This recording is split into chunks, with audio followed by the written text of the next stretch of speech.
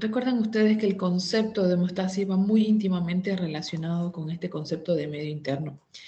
El medio interno, un medio estable que baña todas las células, del cual toman las células las sustancias que necesitan y también al lugar donde arrojan las células aquellas sustancias que forman como producto de desecho. Estos conceptos nos da el señor Bernard en el siglo XIX. El medio interno es también considerado como sinónimo al líquido extracelular que empapa y recubre las células, ¿no? Cannon en el siglo XX decía que la homeostasis es la uniformidad y la estabilidad del medio interno frente a un entorno cambiante. ¿Ya?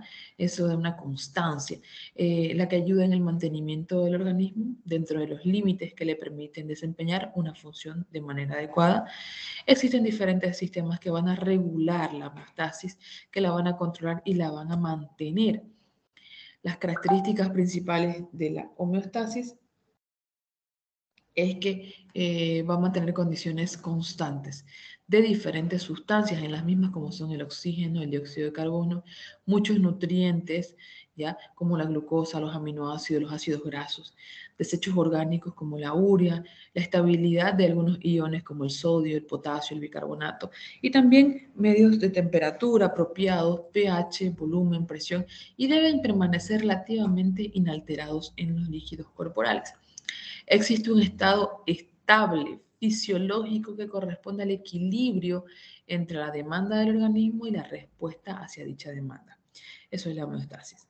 Cuando hay fluctuaciones mínimas entre este medio interno, entre la composición de estas estructuras, el equilibrio, entonces el cuerpo intenta compensarlas mediante múltiples procesos homeostáticos coordinados. Una vez ya no se puede hacer la autocompensación, es que se desencadena la enfermedad. La hemostasia determina las condiciones adecuadas para que la célula pueda vivir, lo cual es posible gracias a los mecanismos reguladores que van compensando esas variaciones que se pueden producir. Esto ocurre por el funcionamiento de todos los órganos en una integración que dependen del sistema nervioso y del equilibrio y buen funcionamiento junto con el sistema endocrino. El medio interno está formado por líquidos que van a rodear las células. Es así que tenemos el líquido intersticial, el plasma y la linfa, y desde luego el líquido transcelular. Estos fluidos contienen los nutrientes y el oxígeno que las células requieren para que hagan todas las funciones habituales. Cuando tenemos una alteración de ese equilibrio, de esa homeostasis, es que se desencadena la enfermedad. Son diferentes situaciones que pueden protagonizar un desequilibrio del medio interno, que pueden comprometer la funcionalidad del organismo. Tenemos mecanismos externos, internos y situaciones extremas. Las situaciones externas pueden ser el calor, el frío, que el tejido se someta a trauma o a escasez de oxígeno. Perdón. Y, y las causas internas pueden ser el ejercicio, alteración de la presión arterial que se eleve, dolor, tumores, ansiedad, que son situaciones propias de cada cuerpo. Hay situaciones extremas, excepcionales, como por ejemplo que se produzca una herida, hemorragia, intoxicación, exposición a dosis excesivas de radiaciones, infecciones graves, operaciones quirúrgicas. Son situaciones extremas, excepcionales, que también pueden condicionar a que se altere la homeostasis. Tenemos nosotros diferentes sistemas que van a regular el equilibrio del cuerpo. El sistema tegumentario, que está formado por la piel, que cubre y protege el cuerpo y mantiene una condición estable del medio exterior. Nos protege el calor, nos protege el frío, ayuda a regular la temperatura, nuestra primera barrera contra microorganismos, etcétera, etcétera. El sistema renal, encargado de eliminar sustancias dañinas que se encuentran en la sangre y desechos del metabolismo. Los riñones van a mantener constantes las concentraciones de los electrolitos, los iones y sobre todo el volumen de agua. El sistema digestivo transfiere sustancias a la sangre, se encarga de desechar residuos de la digestión. El intestino proporciona micronutrientes, ¿ya? Que son formados a través de hidratos de carbono, ácidos grasos, aminoácidos, desde el alimento ingerido hacia el líquido extracelular. El aparato del sistema circulatorio funciona como un sistema de transporte de todos los materiales, oxígenos, nutrientes y desechos. Protege de enfermedades porque en él vamos a encontrar los anticuerpos. el sistema nervioso endocrino actúa en forma conjunta regulando las funciones corporales mediante unos mensajeros supremamente importantes que son las hormonas. El sistema respiratorio va a ser el responsable de mantener una adecuada concentración de oxígeno en la sangre, como la excreción de dióxido de carbono, y no nos olvidemos que es la principal fuente de ATP. Entonces el equilibrio va a darse por diversos protagonistas. Y ese equilibrio entre agua, sales, pH, temperatura, glucosa y todo lo que acabamos de mencionar, ¿ya?, van a ayudar a que el cuerpo marche bien. Entonces tiene que mantener ese equilibrio para que la célula viva. Si viven las células, lógicamente los tejidos también, los órganos funcionan y el cuerpo está óptimo, ¿no? Pero si tenemos fallo desde la parte microscópica, entonces va a ir dañándose a magnitud. Si se llegara a alterar el funcionamiento y la vida de las células, ¿qué va a pasar? Van a intervenir los mecanismos homeostáticos. Protagonistas de estos mecanismos de regulación son el sistema que acabamos de ver, excretor, endocrino, nervioso, respiratorio. Entonces, si llega un punto en el que ya no pueden compensar más, es que se desencadena la enfermedad. Y uno de los principales componentes del cuerpo es donde más vamos a tener nosotros la compensación y la regulación, y ahí vamos a empezar a hablar sobre el protagonismo del agua.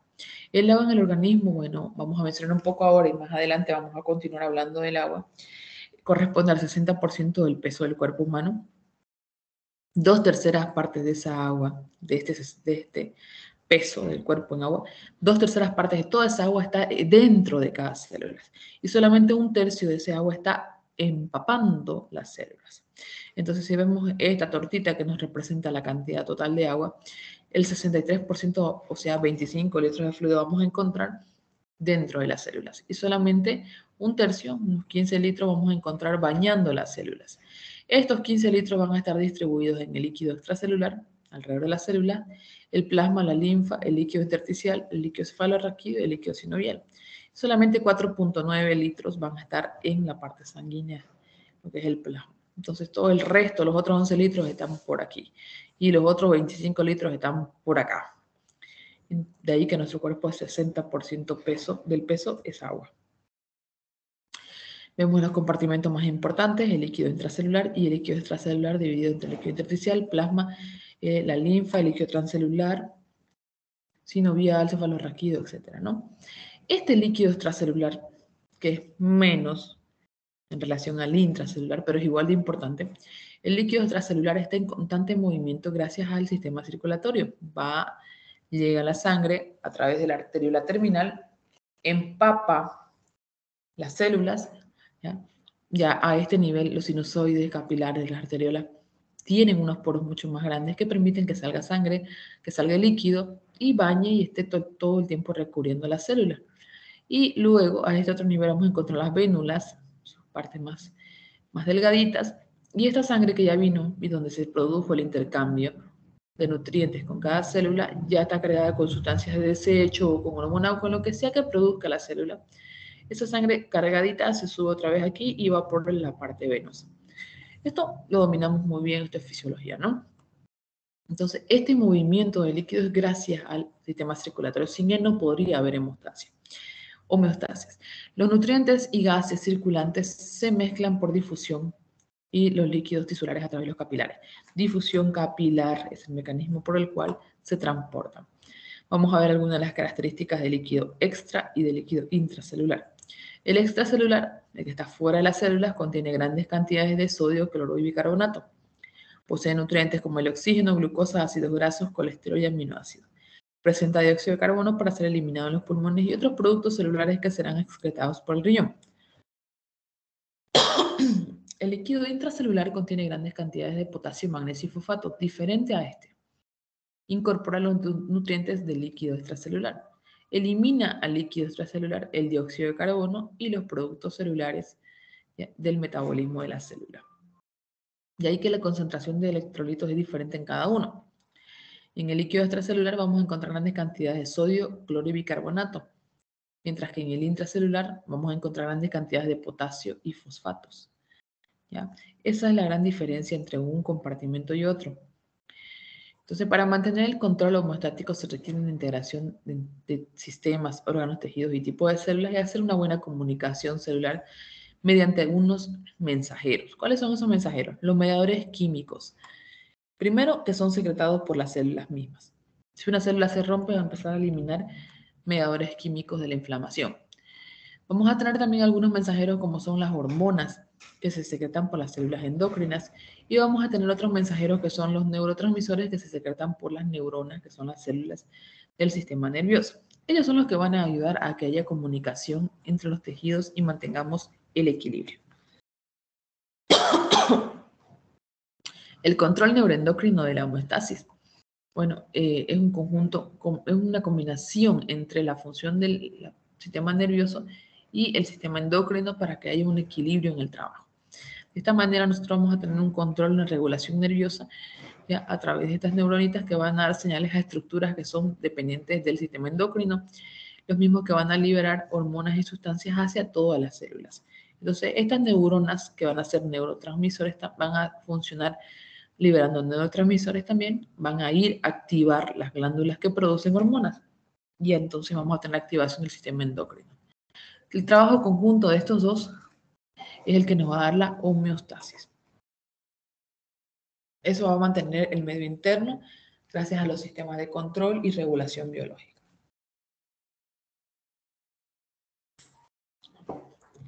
Vamos a ver cómo se producen, cómo funcionan cada uno de ellos. La forma en la que se transmite la información, vamos a ver en la respuesta nerviosa es a través de la secreción de neurotransmisores y la respuesta endocrina es a través de la secreción de hormonas. ¿Cómo se propaga la información? En la parte neurológica, la información se propaga a través del viaje de la información, a través del axón y los terminales axónicos. Estamos hablando de la sinapsis. Mientras que en la parte endocrina, ¿cómo se transmite, cómo se propaga la información? A través de la liberación de sustancias a la sangre y a la matriz extracelular, especialmente las hormonas, ¿no? Se liberan a la sangre y a la matriz y viajan y demoran un poquito en hacer efecto o en llegar la información de un lado al otro, mientras que los axones pueden transmitir la información a una velocidad de milisegundos. La rapidez de la información en el sistema nervioso es mucho mayor porque la información se puede transmitir o propagar en milisegundos, como les mencionaba, mientras que en la parte endocrina es un poco más lenta, demora segundos y a veces hasta horas en llegar de un lado al otro una hormona y poder hacer efecto.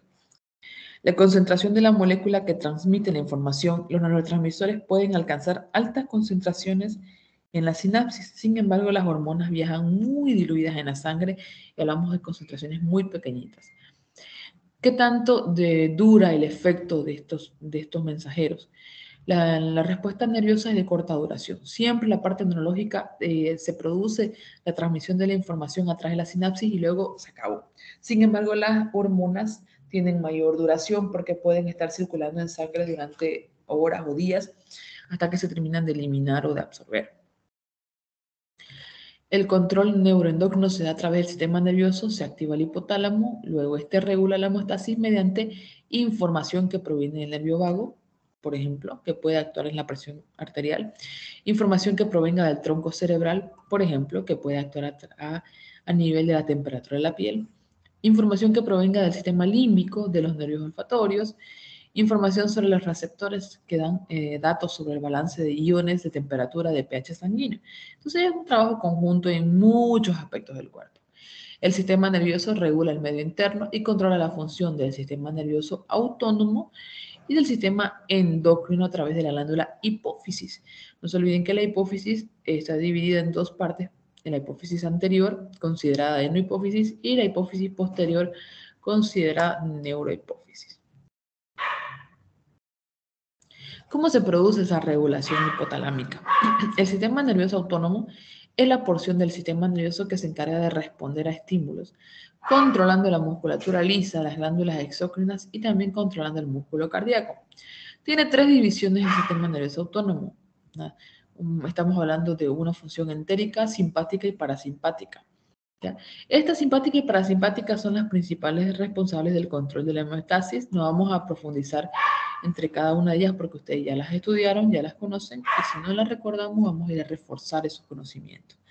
Y la función del sistema nervioso entérico, estamos hablando de que está incluida en el tracto gastrointestinal y es una función independiente del hipotálamo, de que usted tiene una inervación muy organizada a nivel intestinal. El hipotálamo va a regular la secreción de otras glándulas mediante el control de la hipófisis, ya a través de su activación ya sea de hormonas adenohipofisarias, como la hormona del crecimiento, la tirotropina, prolactina, adenocorticotropina, o a través de la activación de hormonas neurohipofisarias como son la oxitocina y la vasopresina. Vamos a ver algunas de estas hormonas más adelante para recordar cómo funciona, ¿no? Entonces vemos que el hipotálamo, aquí tenemos los cuerpitos de las neuronas, mandan a través de sus axones órdenes, señales que van hacia el lóbulo posterior neurohipófisis. Sin embargo, las de la parte anterior no llegan, ¿no? Entonces, estas neuronas, que son neurosecretoras, actúan ya en el lóbulo posterior. ¿Cuáles son las células neurosecretoras del hipotálamo? Estas de aquí que van a producir factores liberadores y factores inhibidores, ¿ya? En la adenohipófisis. ¿Qué van a producir esos factores liberadores e inhibidores?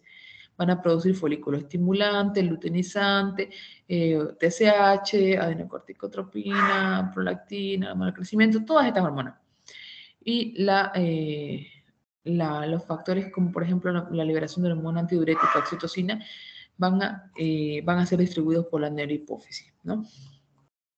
Miren cómo es algo tan pequeñito que controla todo el cuerpo. Entonces, a este nivel del hipotálamo vamos a ver que se producen los factores que liberan, bueno, factores liberadores o activadores que van a actuar en la hipófisis. ¿Para qué? Para que se secreten hormonas trópicas y estas vayan a actuar a nivel de las glándulas específicas que van a producir más hormonas que recién van a ir al órgano efector o al órgano diana a producir su efecto, su objetivo.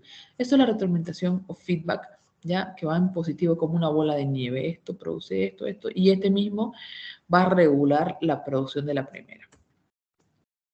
Entonces, este hipotálamo, a través de su adenohipófisis y su neurohipófisis, van a controlar muchas de las estructuras. Por ejemplo, aquí vemos en esta imagen muy didáctico que la neurohipófisis va a trabajar a través de la producción de la hormona antidiurética, que va a funcionar directamente en el riñón con la acción antidiurética, y vamos a trabajar a nivel del útero y de las mamas, de la secreción mamaria, de las contracciones uterinas por la producción de hormona oxitocina.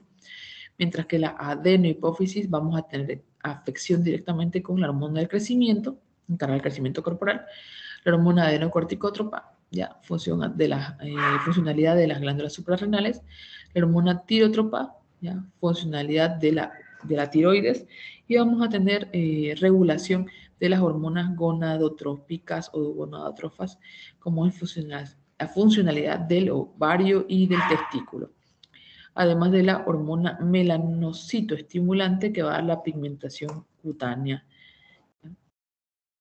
la pigmentación de la piel. Entonces, este sistema endocrino va a regular también la homeostasis, no solamente el sistema neurológico. ¿Y a través de qué va a regular el sistema endocrino?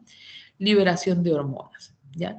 Las hormonas secretadas por glándulas endocrinas o secretadas por tejidos que son productores de hormonas, como por ejemplo la glándula pineal, el hipotálamo, hipófisis, tiroides, paratiroides, timo, cápsula suprarrenal, páncreas, ovarios, testículos, van a trabajar en este nivel. Vamos a ver algunas de las funciones de las hormonas, a recordarlas porque ustedes ya las saben, ¿ya? La hormona antidiurética, por ejemplo, la vasoconstricción, reabsorción de agua a través de los riñones. La oxitocina va a trabajar en las contracciones uterinas, eyección de leche, la eyaculación, en las gónadas, la folículo estimulante, el crecimiento de los folículos en los ovarios, la espermatogénesis, la luteinizante a nivel de la ovulación, el crecimiento del cuerpo lúteo, la producción de estrógeno y progesterona en mujeres, la producción de testosterona en varones. La hormona tiroestimulante, bueno, va a producir T3 y T4, triiodotironina y tetraiodotironina en la tiroides.